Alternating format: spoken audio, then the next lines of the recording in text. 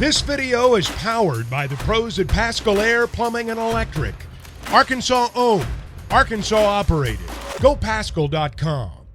Hey, Coach, this is Chuck Barrett. We are delighted to have a legend on the show today. I hope you're doing well, Coach. How are you?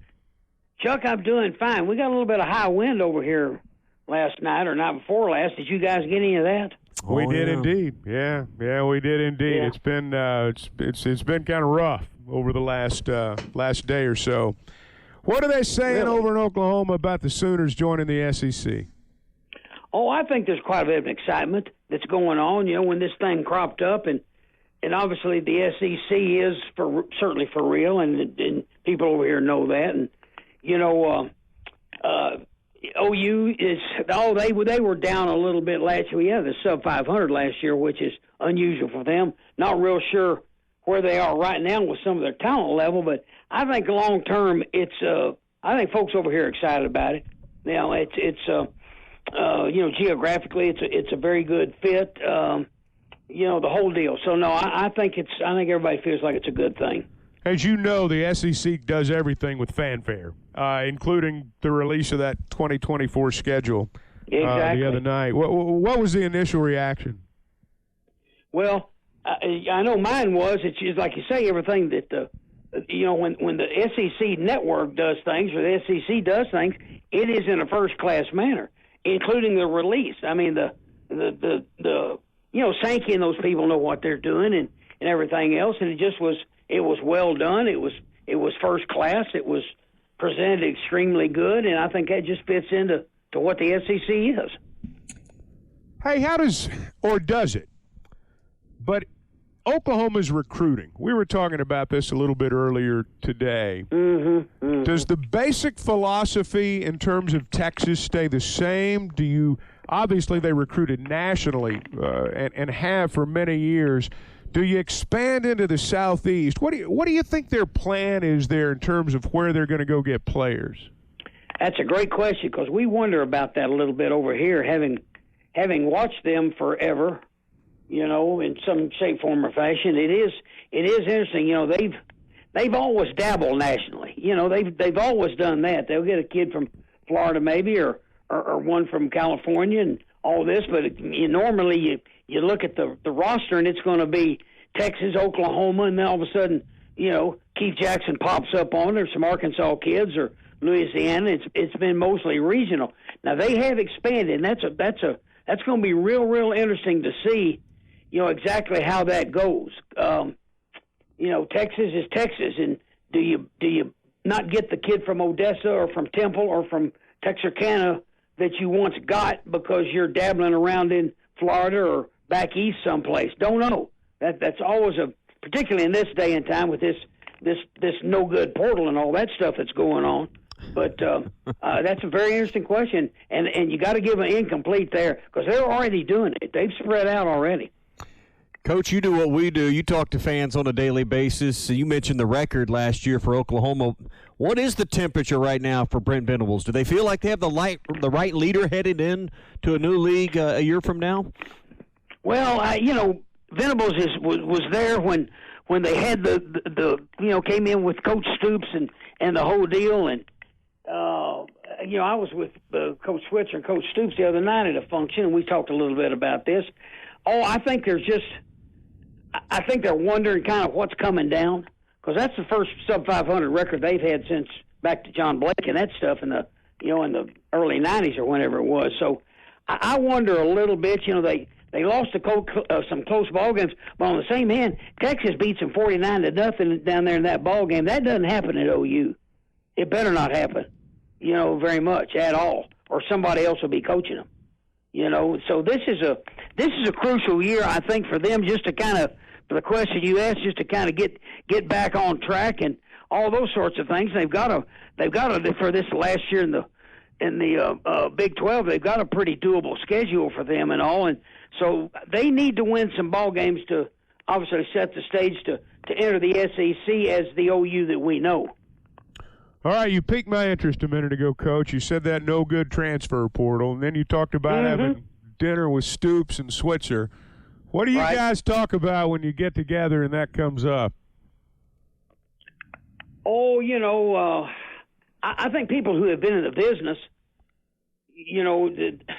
really feel like that there needs to be some guardrails on that and the NIL, but particularly the transfer portal, which is people who used to coach under the former rules where a kid had to sit out a year. You see all these massive transfers and everything, and you can't figure out a roster from 1 year to the next. Trying to figure anything out is impossible.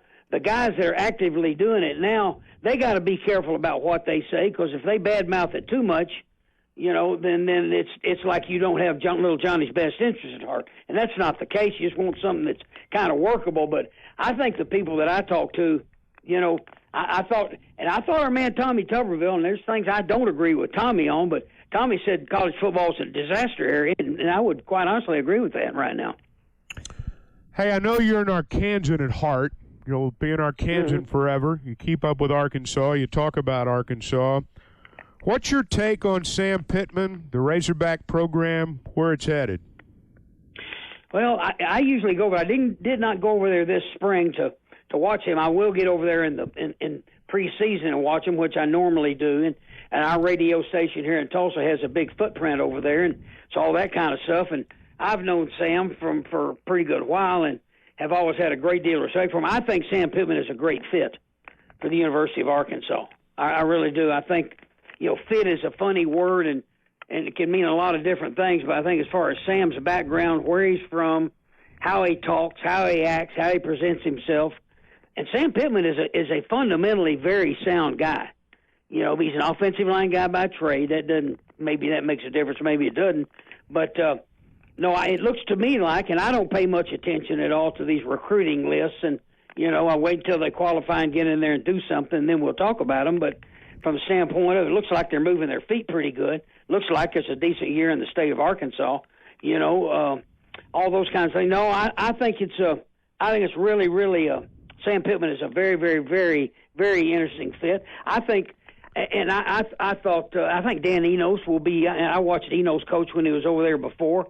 Know people that have dealt with him back east and have always spoken very highly of him, fundamentally really sound and all those kinds of things. And now they're redoing with Odom gone and all that. They've redone their defensive staff. To me, the key for how they are next year, because they're going to play good as long as Jefferson and Sanders stay healthy. They're going to move the ball and make some plays. Where they are defensively, you don't know. But, I don't know how many transfers they got over there, about 20 or something. I mean, who knows in that regard. But I think defensively, is the key to how far they can go this year. Western Carolina, Kent State, BYU, they beat BYU last year, all that kind of stuff. So, I think Sam Pittman is a great fit for the University of Arkansas. You said something a minute ago that I had to laugh at, because I feel the same way. With all the talk about recruiting and stuff, let's get them in here, let's get them signed, see what they are, and then we'll talk about them.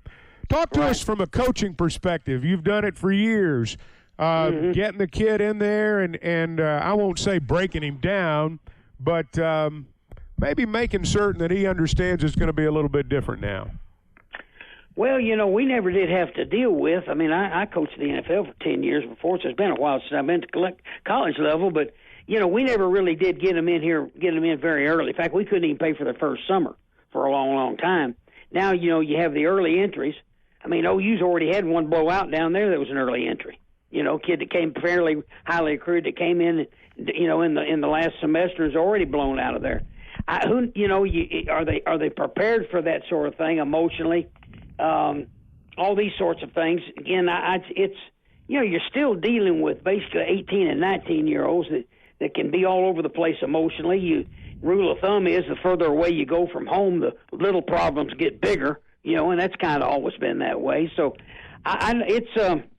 it's kind of funny in what's going on out there now. It really is, with all those things. And there's no rules on the NIL. I mean, that's just legalized cheating is all it's doing, and whatever. They need to get some kind of guardrails on that, and then somehow get this transfer rule straightened out somewhat.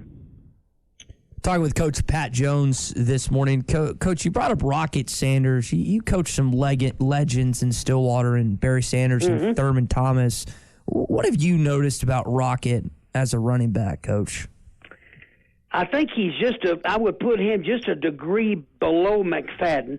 You know, I watch McFadden over there with Nutt, and I still talk to Nutt about every other week because we coached him and hired him years ago and all. And I would put this kid just a notch below McFadden, but he's to me better than most of what's out there.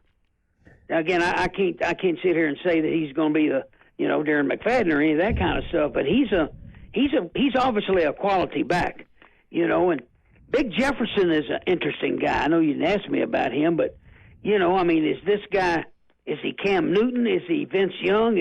I've watched him improve over the years. He's obviously I still kind of categorize him as a thrower a little bit more than a passer, although from what I've seen, I did not see him this spring.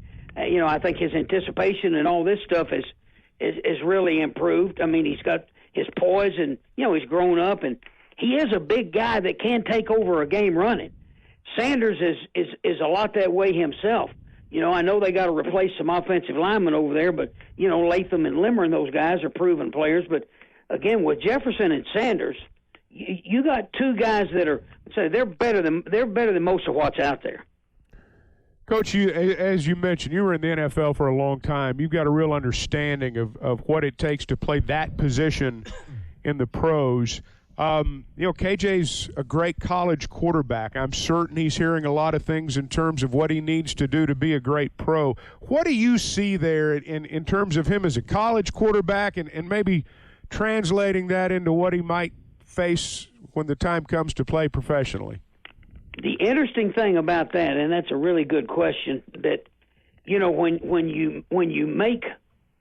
you get a lot of things done because of your running ability, collegiately, then you transfer that to the NFL. You can do that for a while, but if you do it very long at that level, you're going to get broke up. I mean, and we've seen it with Cam Newton. I mean, Newton got him in a Super Bowl and all, and then you tend to stay beat up. I know, this kid's much bigger than Mayfield or Kyler Murray, but still, they're guys that won some games with their running skills, and as long as you can stay reasonably healthy.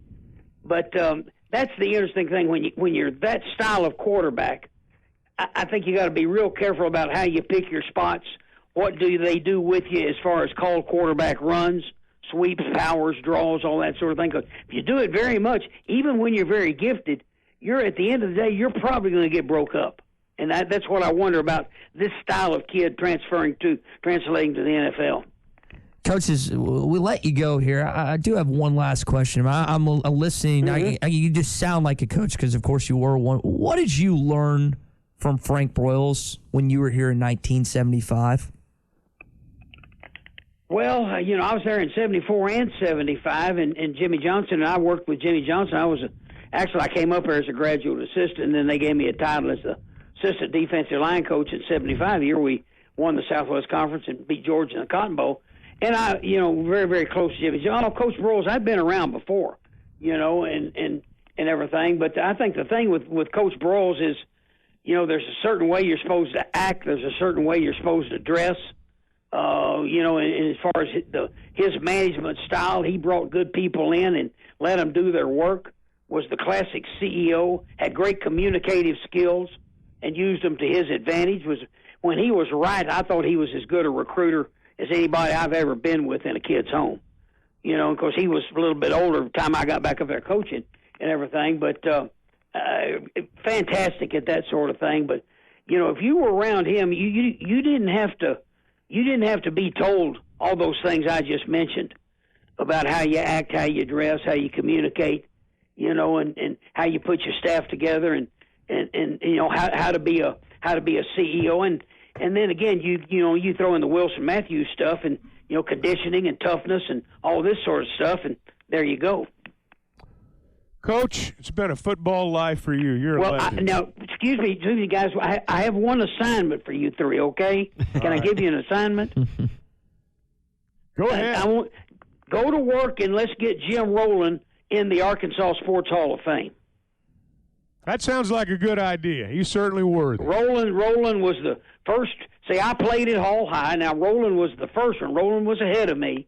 You know, I think was the first quarterback from Hall High to play in the All-Star game. All the stuff. He was at Fort Smith for 100 years. Both see, I did my practice teaching at Kimmons 100 years ago. Roland's a little bit older than I am, and you know him coaching at Darby and then North Side and South Side. And don't they have a stadium over there named after him? Yeah, at Fort Smith South Side, they sure do. Jim Roland Stadium.